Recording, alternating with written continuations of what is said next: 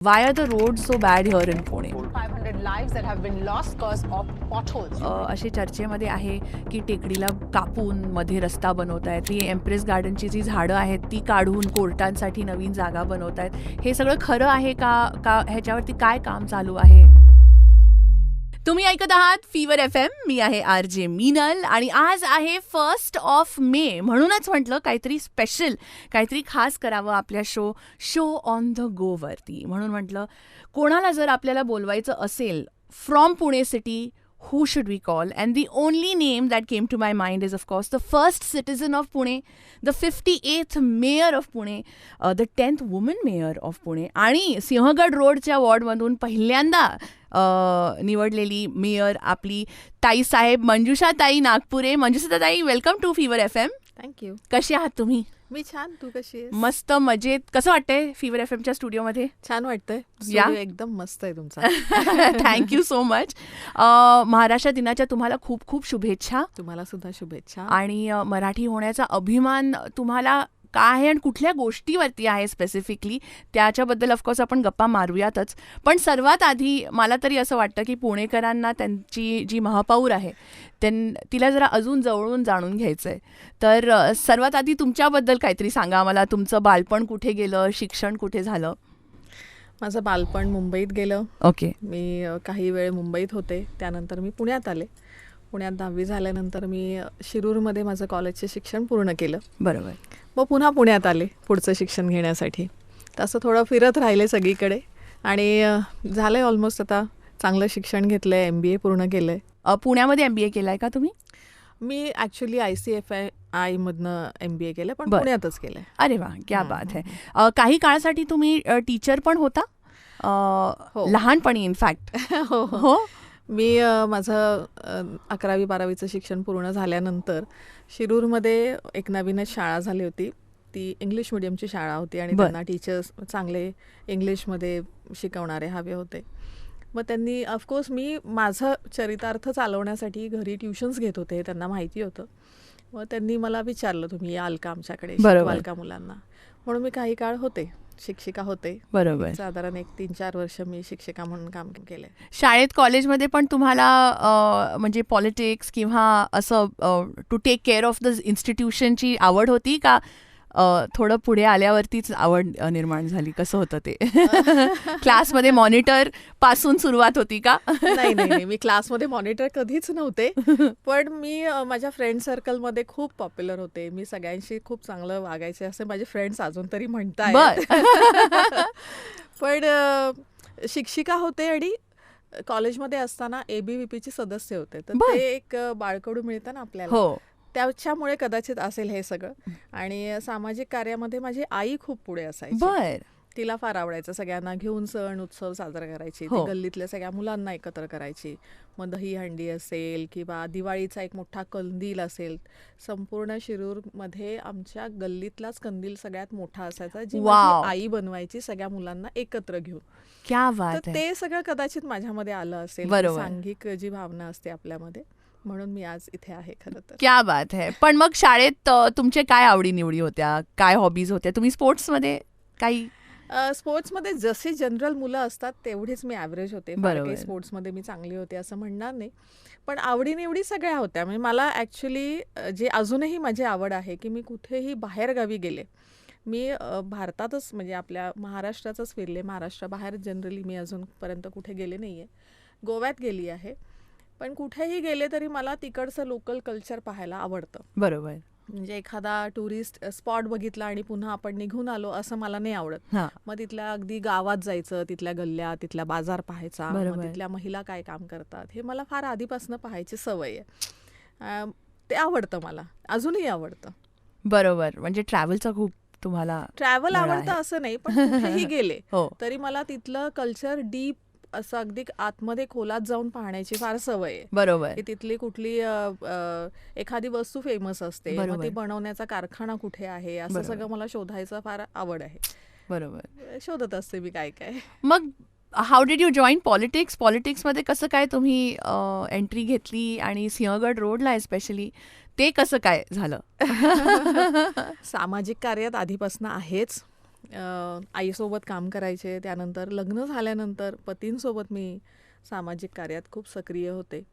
एक साधारण मी 2005मध्ये पुण्यात लग्न होऊन आले. त्यानंतर 2012पर्यंत माझे पती दीपक नागपुरे यांच्यासोबत मी काम केलं.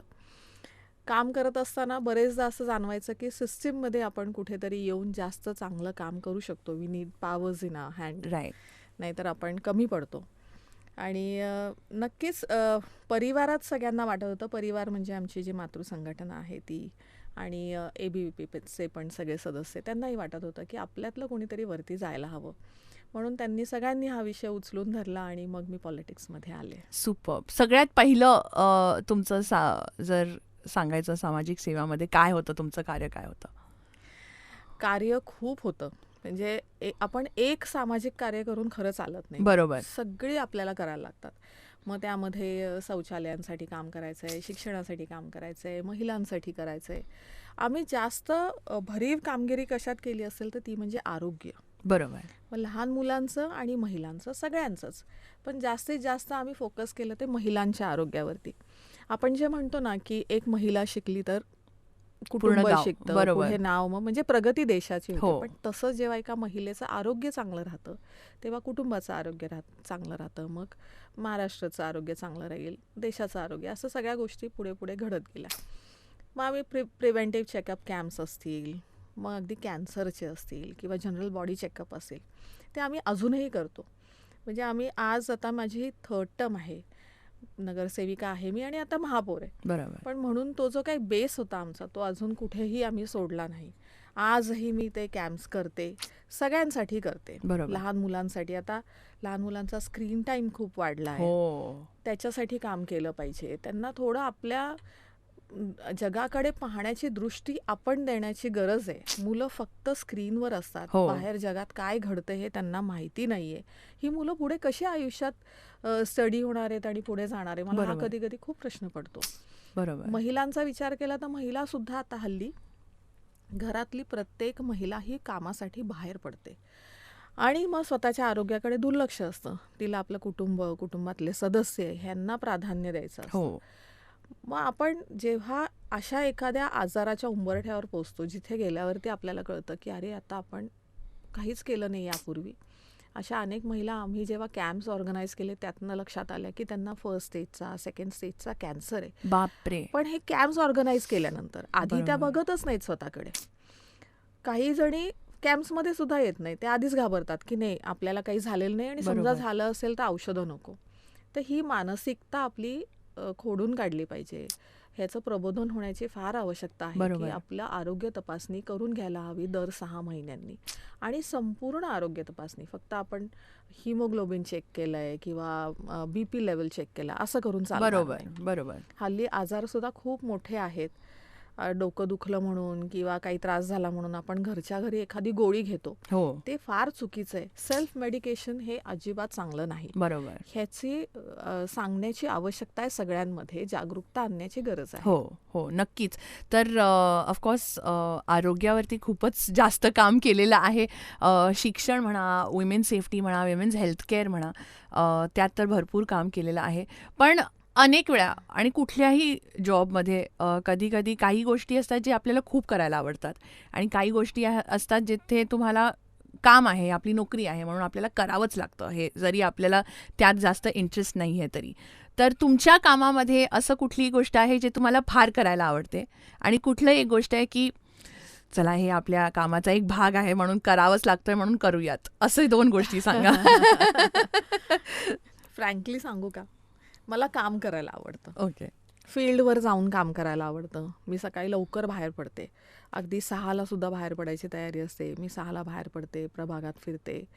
मग जिथे न सांगता जाते, काही ठिकाणी जिथे स्वच्छता सेवक झाडण काम करत असतात तिथे जाऊन बघते काय चाललं आहे. बरोबर. एखाद्या शाळेत जाऊन बघते. तर मला ऑन फील्ड काम आवडतं आणि त्यातल्या त्यात सॅनिटेशन हे मला खूप जिव्हाळ्याचं म्हणालीस तरी चालेल. ओ. आणि महिलांच्या शौचालयासाठी मला खरं तर खूप जास्त काम करण्याची आवश्यकता वाटते आणि मला त्यात काम करायचं आहे. बरोबर. मी 2012मध्ये जेव्हा पहिल्यांदा नगरसेविका झाले तेव्हा त्याच्या आधी प्रचार करत असताना माझ्याकडची एक वस्ती होती, राजीव गांधी वसाहत नाव आहे त्याचं. तिथे प्रचार करत असताना मला तिथल्या लहान मुली भेटल्या आणि त्या म्हणाल्या, काकू आमच्याकडे टॉयलेटच नाही आहे, आम्हाला बाहेर उघड्यावरती जावं लागतं. हा ओपन डेफिकेशनचा इश्यू आपल्या पुणे शहरात आहे हे ऐकूनच आय वॉज शॉक्ड. करेक्ट. मी तो सगळा परिसर पाहिला. तिथे खूप दुर्गंधी होती. त्या मुलींना खाली रोडला जे आपलं कॅनॉल आहे सिंहगड रोडला, तिथे यावं लागायचं आंघोळीसाठी. तिथनं बापरे. पाणी वर न्यावं लागायचं. उघड्यावर आंघोळ करणंही त्यांच्यासाठी खूप लज्जास्पद होतं. लोक पाहायची त्यांना हे इथे पुण्यात. आणि पुन्हा ओपन डेफिकेशनसाठी त्यांना त्यांच्या घराच्या मागच्या बाजूला टेकडीवर जावं लागायचं, जिथनं मुली उचलून सुद्धा नेलेल्या आहेत. बापरे. इतका मोठा इश्यू त्यांचा होता. मी त्यात काम करायचं ठरवलं एका संस्थेसोबत. तिथे प्रत्येक घरटी शौचालय हे 1.5 महिन्यात हे पूर्ण मिशन कंप्लीट केलं. आजही तिथे गेल्यानंतर प्रत्येक घरात त्यांच्या शौचालय आहे. त्या मुलींना कुठंही खाली यावं लागत नाही, बाहेर जावं लागत अरे नाही. वा. त्यांच्यासाठी पाण्याची लाईन वरपर्यंत नेली आहे, बूस्टर लावलाय, पाणी त्यांच्या घरापर्यंत जातं. तर हे म्हणजे तुम्हाला दिसण्यासारखं काम आहे, जिथं जनतेला बरोबर. स्वतःच्या समस्यांवरती काही सोल्युशन मिळतंय आणि त्यांचं समाधान त्यांना मिळतंय. असं काम करण्याची मला आवड आहे. बरोबर. मला देखले काम आवडत नाही. फक्त दाखवलंय, फक्त आश्वासने दिली आहेत, हां आम्ही करू, नुसत्या बरोबर. घोषणा केल्यात, हे मला करायला आवडत नाही. अच्छा, मला सांगा, महापौर म्हणून ऑफकोर्स सामाजिक सेवामध्ये, सामाजिक कार्यामध्ये जास्तीत जास्त महिलांना पार्टिसिपेट करण्याची जर मोटिवेशन द्यावं लागेल, त्यांना जरा इन्स्पायर करावं लागेल टू डू मोर सामाजिक कार्य, तर तुम्ही काय म्हणाल? काय आहे जे अजून महिला कॉन्ट्रीब्यूट करायला पाहिजे? का यू थिंक की महिला चांगल्या प्रमाणाने कॉन्ट्रीब्यूट करतात? काय वाटतं तुम्हाला? करता हां. आहेतच, त्या करतायत, पण बरेचदा असं होतं की पेशन्स ठेवला पाहिजे. बरोबर. कारण सिस्टीम जर आपल्याला प्रशासनाला सोबत घेऊन काम करायचं असेल तर काहींची मतं वेगळी असू शकतात. प्रशासन 100% आपल्यासोबत काम करेल असं नाही. शेवटी माणसं आहेत. हो. माणसं कधीही सारखी नसतात. बरोबर. मग ते प्रायव्हेट ऑफिसेसमध्ये असू देत किंवा गव्हर्नमेंट ऑफिसेसमध्ये असू देत, प्रत्येकाला आपापलं मत असतं किंवा कामाची एक पद्धत असते. बरोबर. सगळेजण पॉझिटिव्हली काम करतील असं नाही. मग जेव्हा असं होतं की एखादं काम करत असताना थोडीशी निगेटिव्हिटी आली किंवा थोडं काम लांबलं, मनासारखं काही झालं नाही, तर नागरिक असतील म्हणजे ज्यांना काम करायचं आहे किंवा महिला असतील, त्या लगेच बॅकफूटला जातात, कंटाळा करतात किंवा डिप्रेस होतात, म्हणतात जाऊ दे, हे होतच नाही, मला नाही करायचं. बरोबर. असं करून नाही चालणार. मग आपण समाजात बदल नाही घडवू शकत. आपण जर ठरवलं आपल्याला एखादं काम करायचं आहे, तर ते तडीस नेण्याची आपली तयारी असली पाहिजे. यात काही महिला अशा सुद्धा आहेत की ज्या काम पूर्ण होईपर्यंत जेरीस आणतात लोकांना, पण ते काम करूनच घेतात. म्हणजे वा. अशा लोकांना खरंच मी खूप मानते. आणि हे आपण महिलांमध्ये हे आपल्या रक्तातच असतं हो. की आपण काम इमानदारीत करतो, आपल्याला काम नीटनेटकं लागतं बरोबर. आणि आपण मागे लागून फॉलोअप करून काम करून घेतो. तर बरोबर. हा जो गुणधर्म आपला चांगला आहे आपला महिलांचा, याचा फायदा समाजासाठी होऊ शकतो. हो. म्हणून महिलांनी यात काम करण्याची जास्त आवश्यकता आहे. नक्कीच. आणि ऑफकोर्स त्याच्याबद्दल पण आपण जास्त गप्पा मारूयात. थोडंसं let's make this a little more entertaining. महापौरचा एक दिवस कसा असतो, सकाळ ते संध्याकाळ? ऑफकोर्स एक दिवस कधी सारखेच नसतात तुमच्या लाईफमध्ये, मला माहिती आहे, पण तरी पण जर एक दिवस, if you had to chart out your day, काय असतं one day in the life of a mayor? तू चल ना माझ्यासोबत एक दिवस. मला खरंच सकाळी- खूप आवडेल.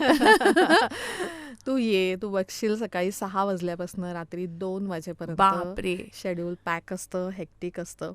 अगदी 8 दिवसात ना एखादा दिवस तुला असा दिसेल की जो मधला जेवणाचा एक अर्धा तास तुला असं वाटेल की आता थोडंसं कमी आहे म्हणून, पण असं होत नाही. कधी कधी जेवण सुद्धा दुपारचं स्किप होतं, बापरे. कधी कधी नाश्ता सकाळचा स्किप होतो. रोज दुपारच्या जेवणाला उशीर होतो, रात्रीच्या जेवणाला उशीर होतो, घरी मंजुषा जायला ताई, उशीर असं होतो. नाही करायचं. तुम्ही आता म्हणताय महिलांनी आपल्या आरोग्यावरती लक्ष द्यायला पाहिजे, आणि तुम्हीच तुमच्या आरोग्यावरती लक्ष नाही दिलं तर शहराचं काय होईल? नाही, काय झालंय, 4 वर्षांनी पुणे शहराला महापौर मिळाले आहेत. हो. त्यामुळे कामाचा लोडही खूप आहे. नागरिकांना वाटतं की आमच्या प्रत्येक कार्यक्रमाला, प्रत्येक ठिकाणी महापौरांनी यायला हवं, आणि मला कोणालाही नाही म्हणणं फार अवघड जातंय सध्या. मी महापौर झाल्यापासून 2 महिने मी खूप कार्यक्रम अटेंड केले आहेत. म्हणजे तुम्ही जर पाहिलं माझं पेज हो तर हो दिवसभरात 8-8, 9-9 कार्यक्रम हो केले. ना. आणि पुण्याच्या ट्रॅफिक मधून हे कशी 8-8, 9-9 लोकेशन्सला पोहोचतायत हेच मला कळत नाहीये. आणि माझ्याकडे वरिष्ठ नेत्यांसारखा कॉन्वॉय पण नाहीये, पण हो. मी पोचते. पण चला, महाराष्ट्र दिनाचं स्पेशल आहे. आपण महापौर ताईंबरोबर गप्पा मारतोय फीवर FM वरती. मंजुषा ताई, एकतर ऑफकोर्स तुमच्या हेक्टिक शेड्यूलमधून इथे येणं फीवर FMच्या स्टुडिओमध्ये आमच्याबरोबर गप्पा मारायला खूप धन्यवाद, खूप आभार तुमचे. आणि एकतर महाराष्ट्र दिन म्हटल्यावरती मराठी होण्याचा तुम्हाला जर कुठल्याही एक म्हणा 2-3 गोष्टींचा अभिमान आहे, तर त्या 3 गोष्टी कुठल्या आहेत? एक तर मराठी, हां. याचा खूप अभिमान आहे. महाराष्ट्रात जन्म घेणे म्हणजे खरंच समृद्धी आहे आणि खूप चांगले संस्कार आपल्याला मिळतात. प्रत्येक राज्यातल्या लोकांना आपल्या राज्याचा अभिमान असतो, बरोबर. तसा महाराष्ट्राचा आपल्याला आहे. तर छान वाटतं, आपण स्वतःला चांगल्या पद्धतीने व्यक्त करू शकतो अशी आपली ही भाषा आहे. बरोबर. त्याचा मला खूप अभिमान आहे आणि सगळ्यांनी शिकून घेतलं पाहिजे. एक मधला काळ इतका मोठा लोटला ज्यामध्ये मराठी भाषेला आपल्या काय म्हणूयात शिक्षण पद्धतीमध्येच थोडंसं मागे टाकलं गेलं. बरोबर. त्यामुळे जी मुलं पासआउट होऊन बाहेर पडली आहेत किंवा इथनं पुढे सुद्धा जे कॉलेजेसमध्ये जातात, अजूनही ते भाषेपासून खूप लांब आहे असं मी म्हणेन. कॉलेजमध्ये गेल्यानंतर भाषा ही फक्त मला वाटतं स्पेशलाइज्ड जर आपण घेतलं किंवा आर्ट्समध्ये आपण गेलो तर बरोबर. तिथे फक्त भाषेशी संबंध येतो. पण इतर क्षेत्रात जी मुलं जातात, मग कॉमर्स असेल किंवा इतर कुठल्याही फील्डमध्ये मुलं शिकायला जातात, तेव्हा भाषा पूर्णपणे मागे पडते. बरोबर. तर तसं नको व्हायला ॲक्च्युली.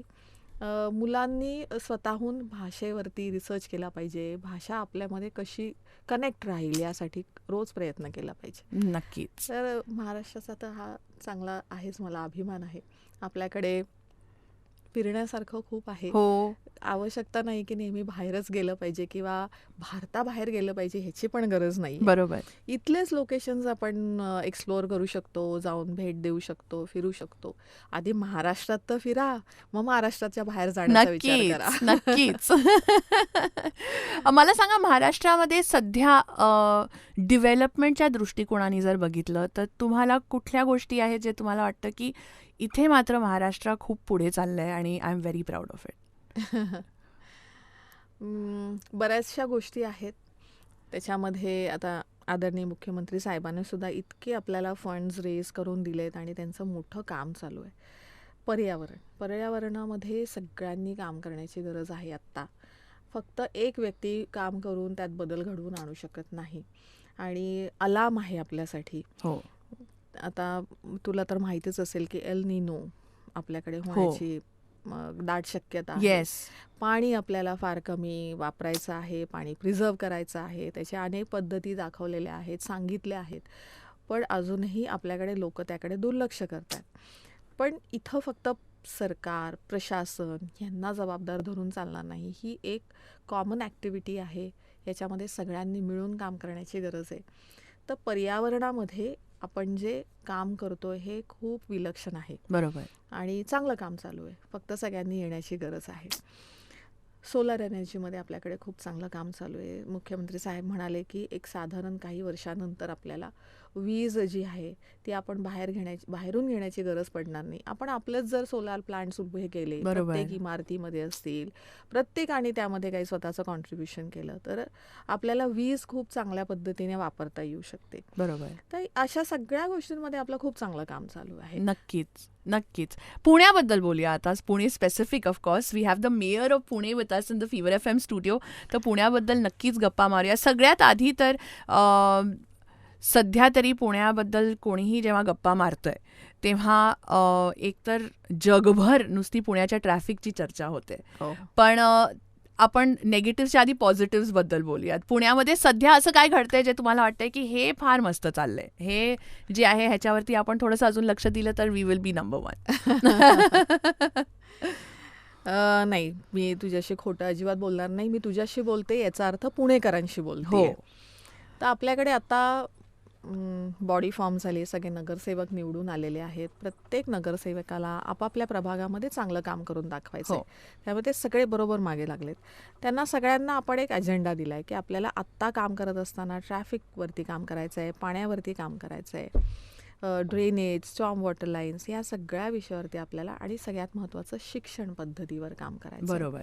आणि हॉस्पिटल्स, असे काही आपण अजेंडा ठरवून दिला आहे, त्याच्यावरती प्रत्येकजण काम करतंय. हो. सगळे कामाला लागलेत हे बघूनच मला फार आनंद होतो. अरे वा. तर हे पॉझिटिव्ह आहे. हो. आणि सार्वजनिक वाहतूक व्यवस्था, आपण काही बसेसचा ताफा आपल्याकडे घेतोय हो. PM मध्ये, आणि त्या बसेस सगळ्या जेव्हा रस्त्यावरती येतील तेव्हा तुला ट्रॅफिकमध्ये खूप मोठा चांगला बदल घडून आलेला दिसेल हो. सगळ्यांनाच. येस. आणि तेव्हा खऱ्या अर्थाने मी सगळ्या पुणेकरांना विनंती करू शकेन की आपण सार्वजनिक व्यवस्थाच वापरूयात आणि सार्वजनिक वाहतूक व्यवस्थेवरतीच जास्त भर देऊया. नक्कीच. आणि आता मेट्रो आल्यापासून पण मला तरी वाटतंय की public transport is definitely the way forward पुणेकरांसाठी. जे पुणेकर जे आहेत, जे ट्रॅफिकबद्दल एवढं कंप्लेन करताय, तर आपण विसरायला नाही पाहिजे की आपण पण त्यामधलं एक कॉन्ट्रीब्युटिंग फॅक्टर आहोत. तर नक्की पब्लिक ट्रान्सपोर्ट जितकं जास्त तुम्ही वापराल तितकं कमी आपल्या ट्रॅफिकचे प्रॉब्लेम्स होतील. ट्रॅफिकचे प्रॉब्लेम्स म्हटल्यावरती अजून एक म्हणजे जे आपल्याला येतं की ट्रॅफिकचे नियम लोक पाळत नाही. ट्रॅफिकचे नियम पुणेकरांना आणि मला नेहमी वाटायचं की मुंबईची लोक ट्रॅफिकचे नियम पाळत नाहीत, पण आता तो फरक जाणवतच नाही की आपण मुंबईमध्ये आहोत का पुण्यामध्ये. तुम्हाला पण असं वाटतं का? तुम्हाला काय वाटतं की नियम कसे पाळावे, कसं आपण हे सिव्हिक सेन्स आणायचं लोकांमध्ये? काय झालंय, लोकांना घरातनं बाहेर पडल्यानंतर प्रत्येकाला घाई असते हो. लवकर जाण्याची. सगळ्यांना असं वाटतं की मी आधी पोचलं पाहिजे, आणि त्या घाईच्या नादामध्ये त्यांना कोणालाही ट्रॅफिकमध्ये अडकायचं नाहीये. बरोबर. मग ते बरोबर नियमसुद्धा तोडतायत. पण नियम तोडल्यानंतर जास्त ट्रॅफिक जाम होतंय हे त्या नियम तोडणाऱ्यांना लक्षात येत नाही. पण आम्ही यासाठी ट्रॅफिक डिपार्टमेंटशी सुद्धा बोललो आहोत की ट्रॅफिक पोलिसांनी सुद्धा थांबून, जिथनं लोक, आता समजा वन वे असेल हो. किंवा उलट्या दिशेने येणारी लोक आहेत, त्यांना थांबवण्यासाठी जिथनं तो सोर्स आहे, जिथून उलट्या दिशेने येतात, तिथं ट्रॅफिक पोलीस का थांबत नाहीत? बरोबर. बरोबर. तिथे जर ते थांबले तर लोक उलटे येणारच नाहीये. बरोबर. हा वचक जो आहे पोलिसांचा, हा असणं फार गरजेचं आहे. बरोबर. आणि ते जर, म्हणजे ट्रॅफिक नियम काय आहेत हे सांगण्यासाठी आणि ट्रॅफिक नियम तोडू नयेत यासाठी पुणे पोलिसांनी, ट्रॅफिक डिपार्टमेंटच्या पोलिसांनी त्या जागेवर असणं गरजेचं आहे. नक्कीच. तिथे नक्कीच. लक्ष दिलं तर ट्रॅफिकचा इश्यू अजून बराचसा सॉल्व्ह होऊ शकेल. सुपर्ब. सुपर्ब. आणि तुझ्या माध्यमातून मी पुणेकरांनाही विनंती करते की कृपया आपण ट्रॅफिकचे नियम पाळूयात, नियम तोडायला नको. हो, प्लीज, खरंच नियम नका तोडू. अजून एक ट्रॅफिक वाढायचं कॉन्ट्रीब्युशन फॅक्टर मला तरी वाटतं आहे की आपल्या रस्त्याची क्वालिटी जी आहे, जे खड्डे आहेत, फ्लायओव्हर जे नवीन बनलेले आहेत ते तर ऑफकोर्स सुंदरच आहेत, पण आपले जे एक्झिस्टिंग रोड्स आहेत त्यांना मात्र खरंच काहीतरी करायची, म्हणजे करायलाच पाहिजे आपण त्याचं काहीतरी. Why are the road so bad here in Pune? काय झालं, प्रशासनाने मागच्या काळामध्ये काम करताना अजिबात त्याचं प्लॅनिंग करून काम केलेलं नाहीये. मी तुला मगाशी म्हणाले तसे की काही अधिकारी खूप चांगले आहेत, त्यांना खूप चांगलं पुणे शहरासाठी काम करायचं, पण काही अधिकारी अजिबातच करत हो. नाहीत. तर ह्या दोघांना एकत्र घेऊन काम करणं अवघड आहे. पण आता आलेच सगळे प्रतिनिधी निवडून आलेले आहेत. मी म्हणाले तसं प्रत्येक प्रतिनिधीला आपापल्या एरियामध्ये चांगलं काम करायचं. बरोबर. म्हणजे रस्ते, मेन रोड्स आहेत किंवा इंटरनल रोड्स आहेत, त्यासाठी प्रत्येकाने बजेट आणलंय, भरीव तरतूद घेतलेली आहे. इथनं पुढच्या काळात जेव्हा कामाला ॲक्च्युअल सुरुवात होईल, आता बजेट होऊन अजून 1च महिना झाला आहे, बरोबर. आता अजून टेंडर्स लागायचे आहेत आणि कामाला सुरुवात व्हायची, तेव्हा हे रोड्सचे सगळेच इश्यू सॉल्व्ह झालेले दिसतील. ओ, क्या बात है. Now this is very exciting. अजून एक पुणेकरांची तक्रार म्हणजे ही आहे की आता हल्लीच PMCने नोटीस पाठवली होती की स्ट्रे जे ॲनिमल्स आहेत रस्त्यांवरती, त्यांना सगळ्यांना ते जर वॅक्सिनेटेड नसतील किंवा काही प्रॉब्लेम्स असतील तर त्यांना ते घेऊन पाऊंड्समध्ये ठेवणार आहेत. तर हे ऐकून बरेचसे असे स्ट्रे डॉग फीडर्स किंवा ॲनिमल लवर्स आहेत ज्यांनी म्हटलंय की एवढी जागा नाही आहे आपल्याकडे एवढे सगळे डॉग्स, स्ट्रेज ठेवायला. तर त्याच्यावरती काय काम चालू आहे का? What this, how are we solving this problem? नाही, त्याच्यावरती काम नक्कीच चालू आहे. आपल्याकडे पाऊंड्स नाही आहेत हे तर आहेच. म्हणजे बरोबर. आपल्याला आदरणीय सुप्रीम कोर्टाने जेव्हा आदेश दिले की आपण डॉग्ससाठी शेल्टर्स करायचेत, तर आपण लगेच आपण एका दिवसात किंवा काही महिन्याच्या कालावधीमध्ये पुणे शहरामध्ये 10, 15, 20 डॉग शेल्टर्स उभे केले असं नाही होऊ शकत. बरोबर. ती सगळी यंत्रणा आपल्याला तयार करावी लागते. एक तर जागा असते, शेडसाठी बजेट असतं आणि पुन्हा शेड्समध्ये आपल्याला माणसं डेप्यूट करावी लागतील, जे प्रशासनाकडे नाही आहेत. मग आता संस्था ज्या डॉग लवर्स आहेत हो. त्यांच्याशी बोलणं चालू आहे की त्यांच्यापैकी कोणी असे शेल्टर्स ओन म्हणजे आमच्याकडनं घेऊन ते चालवू शकतील का, बरोबर. काही MOUs करून, असं एक आम्ही पॉलिसी करतोय. आणि काही वेळेला जेव्हा कॉर्पोरेशनकडनं असं काही एखादं स्टेटमेंट दिलं जातं तर त्याचा गैरसमजसुद्धा पसरवला जातो. बरोबर. बरोबर. सगळ्याचा गैरसमज जर पसरवला, लोकांमध्ये एक वेगळा मेसेज जातो, नेरेटिव्ह सेट होतं. हे करू नये लोकांनी. असं बरोबर. कधी होणार आहे का की आपण सगळेच कुत्रे उचलले आणि एका शेल्टरमध्ये नेऊन ठेवलेत? असं नाही होऊ शकत. बरोबर. आणि काही कुत्र्यांवरती सर्जरी झालेली आहे, वॅक्सिनेटेड आहेत, हो. ते फिरतायत चांगले रोड्सला. आपण कुठे सगळ्यांना उचलतोय? नाही बरोबर. उचलते आपण. बरोबर. पण याचा अर्थ असाही होत नाही की जे वॅक्सिनेटेड नाहीये, ज्यांच्यावर सर्जरी झाली नाहीये, त्यांना आपण असं सोडून दिलं. असंही करून चालणार नाही. बरोबर. तर काम करत असताना मला असं वाटतं की कोणी त्याला अडवणूक करू नये. मदत केली तर जास्त बरं होईल. नक्कीच. पण तुम्ही ॲनिमल लवर आहात का? Do you have a pet किंवा what is your interest? Do you have a pet? माझ्याकडे घरात नाहीये, हां. पण आम्ही जिथे राहतो त्या म्हणजे आमचं इंटरनल रोड वेगळा आहे. हो. तर तिथे माझ्याकडे 5 स्ट्रीट डॉग्स आहेत, जे अगदी खूप छोटे पप असल्यापासून आम्ही किती सांभाळतोय. क्यूट. अजूनही आहेत. ओके. तर आम्ही सगळी काळजी घेतो. अनेक डॉग फीडर्स आहेत ज्यांच्यावरती मारहाण किंवा अटॅक्स केले जातात कारण लोकांना आवडत नाही किंवा कधी कधी बाईक चालवताना ते पाठलाग करतात कुत्रे. तर एक महापौरकडून पण एक मेसेज जर गेला की it is not illegal to feed stray dogs, dog फीडर्ससाठी त्यांच्या प्रोटेक्शनसाठी जर महापौरकडून एक मेसेज गेला to people who attack these people and just let them allow them to do their work, is there something you would like to say? नाही, जे आदेश आले आहेत ना कोर्टाकडनं, ते सगळ्यांनी जरा नीट पाहिले पाहिजे. बरोबर. असं नाहीये की it is not illegal to feed dogs. त्या आदेशामध्ये स्पष्टपणे असं म्हटलंय की ज्या कुत्र्यांना आपण फीड करतोय त्याची मालकी हक्क तुमची घेण्याची जबाबदारी असली पाहिजे. बर. ते डॉग्स तुमचे झाले, ते डॉग्स इतर म्हणजे पेडेस्ट्रियन वॉकर्सचे नाही आहेत. आणि आपण कुत्र्यांना काय खाऊ घालतोय हे सुद्धा सगळ्यांनी पाहण्याची गरज आहे. काही डॉग लवर्स इतके चांगले आहेत मिनल की ते चांगलं खाऊ घालतात कुत्र्यांना. असं कुठलंही खाद्य ते कुत्र्यांना खाऊ घालत नाही ज्याच्यामुळे डॉग्स ॲग्रेसिव्ह होतात. बरोबर. डॉग लवर्स खूप चांगले आहेत. चांगल्या गोष्टी खाऊ घालतात, चांगलं अन्न देतात, हो. पाणी देतात, त्यांची काळजी घेतात, औषधं करतात, त्यांना आजारी असतील तर घेऊन जातात, पुन्हा आणून सोडतात. पण काही डॉग लवर्स किंवा कॅट लवर्स किंवा अजून काही असे आहेत की जे स्वतःच खूप ॲग्रेसिव्ह आहेत. ते जग जसं आहे म्हणजे जे बाकीचे लोक आहेत त्याच्यापेक्षा वेगळं वागतात. मग तिथं तेढ निर्माण होतो, तिथे भांडणं होतात. तर असं करू नये ना. बरोबर. म्हणजे ते कुत्र्यांना काहीही खाऊ घालतात, 20-25 कुत्रे एकत्र करतात.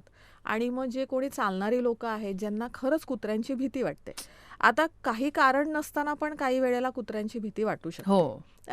तो स्वभाव आहे, त्याला कोणी काही करू शकत नाही. बरोबर. बरोबर. पण कुत्र्यांची भीती वाटणे ही सुद्धा चूक नाहीये, कारण शेवटी प्राणी आहे. त्या प्राण्याच्या मनात काय असेल हे आपण काही सांगू शकत नाही. प्राणी बरोबर. जेव्हा चावतात तर तो एक पुन्हा वेगळा खूप गंभीर परिणाम होतात त्याचे.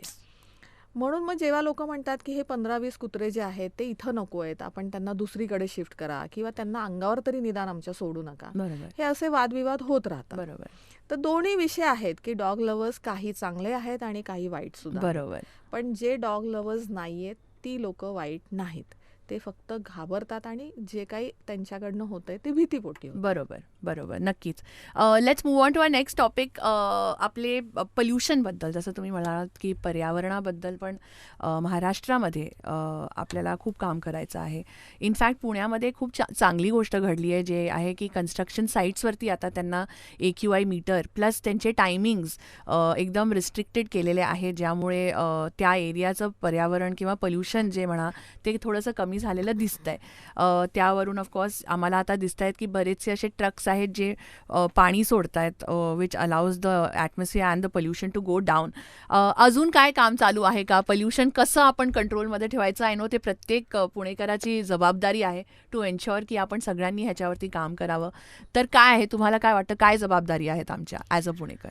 सगळ्यांची जबाबदारी आहे, पण पुणे महानगरपालिका म्हणून तुम्हाला सांगते की आपण काही चौकांमध्ये जिथे जास्त पोल्युशन आपल्याला जाणवते तिथे आपण असे मशिनरीज बसवतोय ज्यातनं व्हॅक्यूम होऊन एअर क्लीन होऊन बाहेर पडणार. इतक्या सोप्या भाषेत मी तुला सांगते. ते इट्स अ व्हॅक्यूम, म्हणजे ते करेक्ट. पूर्ण ती जी दूषित हवा आहे ते व्हॅक्यूमनी आत घेणार, त्यातलं धुलीकरण ते वेगळं करणार आणि स्वच्छ हवा बाहेर सोडणार. वाव. असे आपले, आणि ते गरजेचं आहे. काही वेळेला काय होतं की अशी कुठली कामं करत असताना त्याच्यावरती टीका केली जाते हो. की ह्याचा काही उपयोग होणार नाही, हे फक्त पैसे खर्च करतायत किंवा पैसे कमवण्यासाठी केलं जातं. तर मी जे टीका करतायत त्यांना सांगते, आपण प्लीज हे व्हेरीफाय करा आणि व्हेरीफाय करून त्याच्यावरती आपण बोला. हो. कारण काय होतं की विरोध होत राहिला ना, मग आपण पर्यावरणावरती काम नाही करू शकणार. बरोबर. आणि मग पुन्हा आपल्याला हे जे काही पोल्युटेड एअर आहे त्याच्यामध्येच आपल्याला जगावं लागेल. बरोबर. तर असं करू नये. हो. तर अशा बऱ्याच गोष्टी आपण करतोय. आपण ते एकदा व्हॅक्युम्स बसवले ना की तिथलं तुला लगेच AQI लक्षात येईल. Oh lovely. आणि असे खूप छान कामं आपली चालू आहेत. Superb superb. मला तरी वाटतं पर्यावरणाचे प्रोटेक्शनसाठी आपली झाडं किंवा टेकड्या पण खूप गरजेच्या आहेत, एस्पेशली पुण्यासाठी. सध्या तरी खूप असे चर्चेमध्ये आहे की टेकडीला कापून मध्ये रस्ता बनवत आहेत, किंवा सध्या तरी एम्प्रेस गार्डनची जी झाडं आहेत ती काढून तिकडे काहीतरी कोर्टांसाठी नवीन जागा बनवत आहेत. हे सगळं खरं आहे का ह्याच्यावरती काय काम चालू आहे? हे बघ, डेव्हलपमेंट होत असताना या गोष्टी होणार, पण म्हणून आपण डेव्हलपमेंट थांबवायची तर कितपत थांबवायची बरोबर. ह्याच्यावर पण विचार केला पाहिजे. आपण फक्त बिल्डिंग्स बांधतोय ह्याच्यासाठी आपण ट्री कटिंग करतोय का? आता असं नाही. आवश्यक असणाऱ्या गोष्टी तर आपण केल्याच पाहिजेत. तू मगाशी म्हणालीस की बोगदा, हा बोगद्याचा विषय नवीन नाही आहे, हा खूप जुना आहे. त्याला आत्तापर्यंत विरोध होत राहिला. पुणे शहरामध्ये आपण कितीही रस्ते केले तरी तुला ट्रॅफिक जॅम तर दिसतंय. बरोबर. त्यासाठी सार्वजनिक वाहतूक व्यवस्था आपल्याला चांगली सक्षम केलीच पाहिजे. पण जर तू सर्वे पाहिला, आपण सार्वजनिक व्यवस्था सक्षम केली तरीसुद्धा आपल्याला रस्त्यांची आवश्यकता आहे. आता रस्ते झाले, वरनं रस्ता झाला, खालचा रस्ता झाला, मग आता पाताळात जाऊन रस्ता करण्याची आवश्यकता आहे, हे मुख्यमंत्री साहेबांनीच सांगितले. त्याचं कारण आहे ना की आपल्याकडे वाहतूक व्यवस्था खूप सक्षम करण्याची बरोबर. आवश्यकता आहे. कनेक्टिव्हिटी असली पाहिजे, लोकांना वेळेत जिथे पोचायचं तिथे पोचलं पाहिजे. आपलं अर्धं आयुष्य आपण ट्रॅफिक जॅममध्येच काढतो, हो. आणि ते सुद्धा पोल्युशनमध्ये. त्यातनं जर बाहेर पडायचं असेल तर आपल्याला विकास हा करावा लागेल, रस्ते करावे लागतील. आता तू मगाशी म्हणालीस की आपण झाडं काढून कोर्ट करण्यासाठी जागा देतोय, पण आपल्याकडनं असं कधी झालं नाही. आपल्याला नियम घालून दिलेत की आपण समजा झाडं काढली तर त्याच प्रमाणात आपण पुन्हा प्लांटेशन केलं पाहिजे, बरोबर. आणि ते आपल्याकडनं होत नाही असं नाही. काही गोष्टी कराव्या लागतील. हो, पण आय जस्ट फील की दी एम्प्रेस गार्डन इज पुण्याचं ज्युअल क्राऊन. ते एक बोटॅनिकल रिझर्व्ह होतं एवढे वर्ष. तिथून जरी तुम्ही झाडं काढून कुठेतरी दुसरीकडे ठेवली, I just feel that ecological सिस्टमला थोडंसं हे होईल, म्हणजे इट विल गेट डिस्टर्ब थोडंसं. नक्कीच त्या विषयामध्ये समजा कोणाकडे काही सोल्युशन्स असतील की आपण वेगळं काही करू शकलो तर I am always ready to hear. आणि जर सगळे मिळून मला त्यातनं काही काढून दिलं, सोल्युशन दिलं, आपण Right. त्यातनं सुवर्ण मध्य काढू आणि बघू काय करता येतं. ॲब्सल्युटली. विमेन सेफ्टीबद्दल बोलूयात, विमेन्स हेल्थबद्दल बोलूयात. This is a topic very close to my heart. सध्या तरी ऑफकोर्स थँकफुली गेले 6-8 महिन्यात मी तरी बातम्यांमध्ये काही पाहिलं नाही आहे so far when it comes to women safety. पण मध्यंतरी एक काळ होता जिथे विमेन सेफ्टीवरती भरपूर काय काय होत होतं आणि आपल्याला ऑलमोस्ट एव्हरी डे एक बातमी मिळत होती. What do you think has changed? का काही बदल झालेला आहे का? आणि विमेन सेफ्टीसाठी सध्या पुण्यामध्ये मनपा काय करते? कॉर्पोरेशनकडनं जर विचार केला तर स्ट्रीट लाईट पोल्स, हो. म्हणजे तो चांगल्या प्रकाशाचे आणि जिथे अंधार असतो, अशा काही तक्रारी येतात की हो. काही एरियाजमध्ये, काही रस्त्यांवरती, काही ठराविक ठिकाणी अंधार पडतो. तर तिथे खूप चांगल्या पद्धतीचे आपल्याला स्ट्रीट लाईट्स लावले पाहिजेत, जसा चांगला प्रकाश पडू शकेल. हे खूप आत्ता आम्ही महानगरपालिकेच्या विद्युत विभागामध्ये हे सांगितलेलं आहे की तुम्ही सर्वे करा, जिथे स्ट्रीट लाईट पोल्स कमी वाटतात तिथे आपण हे लावून घेऊयात म्हणून. बरोबर. सीसीटीव्हीज काही आपल्याकडनं आणि पोलीस डिपार्टमेंटकडनं सुद्धा लावण्याचं काम चालू आहे. ओके. आणि ते सगळं आपण इंटिग्रेट करतो एका ठिकाणी. त्याचं एक कंट्रोल रूम आहे, तिथे आपल्याला सगळी व्यवस्था दिसू शकते की कुठं काय ॲक्टिव्हिटी चालू आहे ते. बरोबर.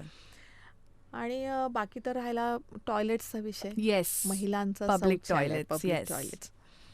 जनरली आहे ना, पब्लिक टॉयलेट्स पुरुषांचे सुद्धा तेवढेच अस्वच्छ आहेत बरोबर. आणि महिलांचे सुद्धा अस्वच्छ आहेत. पण पुरुष पटकन मोकळे होतात, तेवढी महिला जाऊन कुठेही मोकळी होऊ शकत नाही. बरोबर. आपल्याला वाटतं म्हणून आपण कुठेही गेलो आणि पटकन लूला जाऊन आलो बाहेर, असं नाही होत. म्हणून आपल्याला त्याची जास्त अडचण भासते. आम्ही काही प्राईम लोकेशन्सचे टॉयलेट्स करायला घेतलेत, जे अतिशय स्वच्छ करायचे आहेत. थोडे त्याच्यामध्ये डागडुजी करायची, रिपेअर करायचे, जिथे शक्य आहे तिथे डिमॉलिश करून पुन्हा नव्याने बांधायचे. वाव. आणि आमचा प्रयत्न आहे की अनेक अशा संस्था आहेत जे CSR फंडिंग थ्रू ते टॉयलेट ओन करून 20-20, 30-30 वर्ष चांगल्या पद्धतीने चालवायला, स्वच्छ ठेवायला तयार आहेत. बरोबर. असे आम्ही लोकांना बोलवतोय की त्यांच्याकडून सुद्धा काही टॉयलेट्स जर त्यांनी ओन केले आणि ते चालवले तर जास्त चांगलं होईल. बरोबर.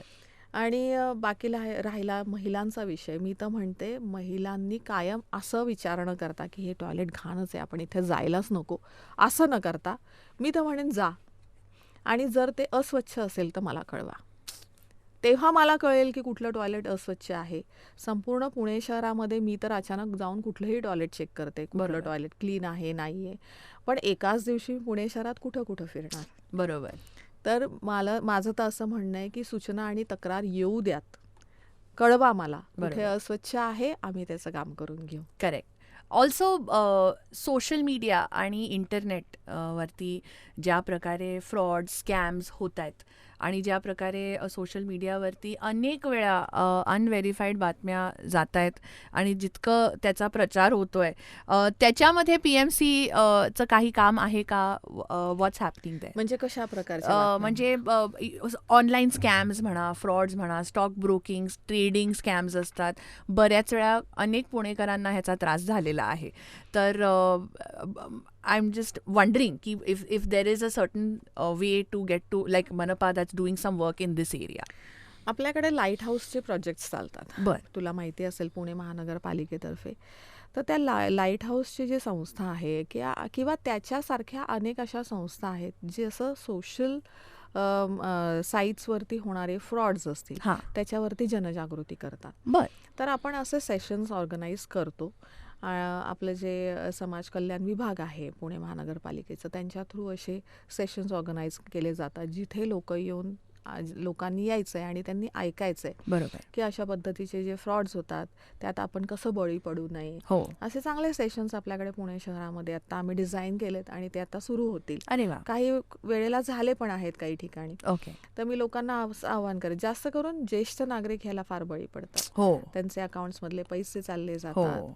तर लोकांनी यावं आणि असे सेशन्स ऐकावे. त्याच्यात जनजागृती होणं हेच महत्त्वाचं आहे आणि ते आपलं करणं काम आहे खरं. बरोबर. अजून एक जवळचा विषय म्हणजे मेंटल हेल्थ अवेअरनेस. आणि अनेक वेळा अनफॉर्च्युनेटली माझ्यावरती पण अशी एक वेळ आलेली आहे इन द रिसेंट पास्ट, जिथे मला मेंटल हेल्थ केअर इन्स्टिट्यूट्समध्ये जाऊन थोडं चेक करावं लागलं if one of my family members is okay to be put in that mental health care facility or not.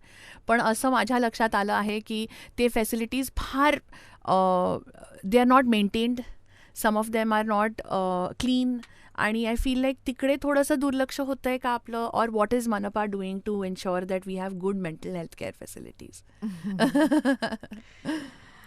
आम्ही रिसेंटली म्हणजे आता जे नवीन बजेट झालं त्याच्यामध्ये सुद्धा आम्ही असा प्रयत्न केला की आपल्याकडे काही युनिट्स असे हॉस्पिटल्समध्ये असले पाहिजे. राईट. हां, की जिथे फक्त मेंटल हेल्थ केअरसाठी आपण एक सेपरेट कुठलं एक इमारत उभी करण्यापेक्षा आपले जेवढे हॉस्पिटल्स आहेत बरोबर. त्याच्यामध्ये एक जर आपण सेंटर करू शकलो अशा पद्धतीचं आणि तिथे स्टाफ डिप्यूट केला तर ते जास्त चांगलं होईल. म्हणजे तिथे येणारी लोक तिथे जातील, त्यांचं काउन्सिलिंग होईल. काउन्सिलिंग पण जास्त महत्त्वाचं आहे. आणि फक्त हॉस्पिटल्समध्ये मोठी माणसं जाऊ शकतात, पण काउन्सिलिंगचा हा जो बेस तयार होतो ना तो होतो शाळांमध्ये. आपल्या ज्या पुणे महानगरपालिकेच्या Yes. शाळा आहेत तिथं एक काउन्सिलिंग सेंटर असलं पाहिजे. नक्कीच. तिथे काही येतात, काउन्सिलर्स येतात, मुलांशी बोलतात, पण सगळीकडे असं होत नाही आहे. आणि फक्त जेव्हा त्या काउन्सिलर्स येतात, समजा आठवड्यातनं एकदा येत असतील, तर तोपर्यंत त्या मुलांनी का थांबायचं? बरोबर. एक डेडिकेटेड काउन्सिलर असले पाहिजे जी तिथं त्या शाळेच्या वेळेत बसेल. मुलांना कधीही कुठलाही प्रश्न असा पडला की मला जाऊन तिला विचारायचं आहे, तर त्या मुलांनी जाऊन तिच्याशी बोलावं. बरोबर. रोजचा तिचा संपर्क त्या मुलांशी जेव्हा असेल, ती किंवा तो, मग ते जेव्हा मित्र होतील, मैत्रिणी होतील, तेव्हाच मुलं त्यांच्याशी बोलतील. बरोबर. आणि असंच नातं शाळेत जसं होईल तसं बाहेर हॉस्पिटल्समध्ये सुद्धा अशा सेंटर्समध्ये झालं पाहिजे. राईट. अनेक वेळा संकोच येतो, म्हणजे एखाद्या व्यक्तीला असं वाटू शकतं की मी त्या काउन्सिलिंग सेंटरमध्ये जाऊन काही बोलू किंवा नको. तो संकोचच मनातला काढला पाहिजे. हो. आणि असे सेंटर्स होणं आत्ता ह्या धकाधकीच्या आयुष्यामध्ये जे काय आपलं चालू आहे, तो बरोबर. जो काही स्ट्रेस येतो त्यातनं बाहेर पडण्यासाठी असे सेंटर्स करणं फार गरजेचं आहे. नक्कीच. आणि नक्कीच. ती एक CSR ॲक्टिव्हिटी सुद्धा होऊ शकते. नक्की, फॉर शुअर. आणि ह्यात ऑफकोर्स फीवर FM आणि माझं जर काही कॉन्ट्रीब्युशन लागलं तर I am fully ready to come and help out for sure. मी तर तुला म्हणेन की तू रोज लोकांच्या संपर्कात असते, आम्ही तरी निदान बोलत नाही, पण तुझ्यातनं सगळ्या पॉझिटिव्ह गोष्टी कायम पुणेकरांसाठी येऊ देत. हो. त्यांना म्हणत जा तू सारखी की कोणत्याही विषयाचं तुम्ही स्ट्रेस घेऊ नका. ज्याला कोणाला असं वाटत असेल की टेन्शन आलंय, मला एखादं कुठल्याही विषयाचं स्ट्रेस आलाय, you should talk to someone. Yes, for sure. बोलल्याने आपण आपल्या मनातल्या सगळ्या गोष्टी बाहेर काढू शकतो. कोणीही टोकाचा निर्णय घेण्याची गरज नाही. टोकाचा निर्णय घेण्याआधी एकदा तरी किमान कोणाशी तरी बोला. हो, नक्कीच. आणि मेंटल हेल्थबद्दल बोलतोय तर सध्या तरी राग आणि संताप ह्याचा प्रमाण जरा जास्तच वाढलाय, हो की नाही? हो, जास्त वाढलंय. लोकांना खूप लवकर राग येतो हो. आणि लवकर मारामारी सुद्धा होते. कसं थांबायचं, हे कसं अवॉइड करायचं सांगा ना. रोज पॉझिटिव्ह ऐकलं ना हा. की हे सगळं थांबणार आहे. ओके. पण मग त्याच्यासाठी आम्हाला रोज महापौरला आता फीवर FM वरती घेऊन यावं लागेल. किती छान गप्पा मारता तुम्ही, खूप मस्त मजा येते मला. पण सध्या आपण आता जरा लाईट हे करूयात. महाराष्ट्राचं सगळ्यात अमेझिंग आणि एनरिचिंग म्हणजे त्याचं आर्ट्स, कल्चर आणि एंटरटेनमेंट आहे. तर तुमचं सर्वात आवडतं कुठलं नाटक आहे का, मराठी नाटक? मी तुला सांगू, अनेक वर्षापासून मी नाटकं पण पाहिली खरं? नाहीयेत. ओ. आणि नाही एवढा माझा त्याच्याशी संबंध आहेत, कामात हा. इतकी बिझी असते. बरोबर. पण आवडतं, म्हणजे कधीतरी छान वाटतं. पण कधीतरी पाहायला. बघितलेलं एखादं नाटक जे तुम्हाला आजही आठवतंय? मला आता खरंच नाव आठवत नाही. नाहीये. पिक्चर? अरे बापरे, रिसेंट मी कुठला पिक्चर पाहिला? मला तरी वाटतंय की मी महापौरांच्या सेक्रेटरीचा नंबर घेऊन त्यांच्याकडून आठवड्यातून एकदा तरी मंजुषाताईंना बाहेर कुठेतरी 1-3 तास मला द्या तुम्ही आठवड्याचे. जरा आर्ट्स कल्चरमध्ये पण आय फील की तुम्हाला जसं मी म्हटलं मेंटल हेल्थ अजून जास्त चांगली करण्यासाठी I feel arts and entertainment is the best way to do it. मी स्वतः जरी त्याच्याशी निगडीत नसले, म्हणजे मी ते पाहत जरी नसले तरी सुद्धा मी माझ्या टीमला सांगून टाकलंय की हो. आपण एक अशी कल्चरल ॲक्टिव्हिटीजसाठी हो. आणि आर्टसाठी आपण एक टीम फॉर्म करतोय. हो. त्यामध्ये पुणे शहरातले खूप चांगले कलाकार घेतोय त्या कमिटीवरती. अरे वा. आणि वर्षभर पुणे शहरामध्ये आर्ट्स आणि कल्चरशी रिलेटेड पुणे महानगरपालिकेचे प्रोग्राम्स चालणार आहेत. अरे वा, क्या बात आहे. मग त्यामध्ये फुटपाथवर चालतील किंवा आपल्याकडे पु ल देशपांडे उद्यान कलाग्राम इतकं सुंदर झालेलं हो. आहे, तिथे चालतील. पुणे शहरात वेगवेगळ्या ठिकाणी हे सगळं होत राहणार आहे, जिथे नवोदित कलाकार येऊन आपल्या कला सादर करतील. हो. मग त्यामध्ये सगळं असेल, पेंटिंग असेल, आर्ट्स असेल, स्कल्पचर असेल, नाटकं असतील, बरोबर. संगीत असेल, असं आपण करणार आहोत हो आणि ते तुला थोड्या दिवसांनी दिसेलच. नक्कीच. आणि एवढी वर्ष आम्ही सिंहगड रोडवरती बघतोय की हे आपलं पुलांचं उद्यान झालं किंवा दुसरी गार्डन झाली किंवा रस्ते किंवा तिकडे सगळं इतकं छान छान सगळं झालेलं आहे. आता पूर्ण पुण्यामध्ये आम्हाला हवंय की हे सगळं. नक्कीच करणार. पण थँक्यू सो मच मंजुषाताई इथे येण्याबद्दल. खूप मज्जा आली तुमच्याबरोबर गप्पा मारताना. थँक्यू, मला तू बोलवलंस, मलाही छान वाटलं तुझ्याशी बोलून आणि मी नेहमी येत जाईन. नक्कीच हे प्रॉमिस आहे तुमचं. येणार, हा येणार. महाराष्ट्र दिनाच्या तुम्हाला पुन्हा एकदा खूप खूप शुभेच्छा. सगळ्यांना महाराष्ट्र दिनाच्या शुभेच्छा. नक्कीच. आणि जाता जाता पुणेकरांना एक मेसेज. पुणेकरांना मी एवढंच म्हणेन की आपण पर्यावरणात खूप काम करण्याची आवश्यकता आहे. अनेक विषय आहेत ज्याच्यात मला पुणेकरांची साथ हवी आहे. मी फक्त प्रशासनाला घेऊन काम करू शकत नाही. सिटिझन एंगेजमेंट खूप महत्त्वाची आहे. मला महापौर पुणेकरांनी केलं आहे, प्रशासनाने नाही. त्यामुळे माझ्याकडनं पुणेकरांनी काम करून घ्यायचं आहे रोज आणि पुणेकरांनी माझ्याशी रोज बोलायचं आहे. नक्कीच. आणि तुमचा हेल्पलाईन नंबर सांगा ना. माझा हेल्पलाईन नंबर जो कॉर्पोरेशनचा आहे हो. तोच आहे, पण मी माझा पर्सनल नंबरही सगळ्यांना देऊ शकते. पण त्यासाठी लोकांनी मला आधी येऊन भेटणं गरजेचं आहे. Yes definitely. आणि ते म्हणजे मनपामध्ये जाऊन त्यांच्या ऑफिसमध्ये त्यांना भेटणं. येस. सो डेफिनेटली थँक्यू मंजुषाताई. मी तर आता दर आठवड्याला येणार आहे तुम्हाला भेटायला मनपामध्ये. या. And thank you so much. पुन्हा एकदा महाराष्ट्र दिनाच्या शुभेच्छा. थँक्यू. थँक्यू.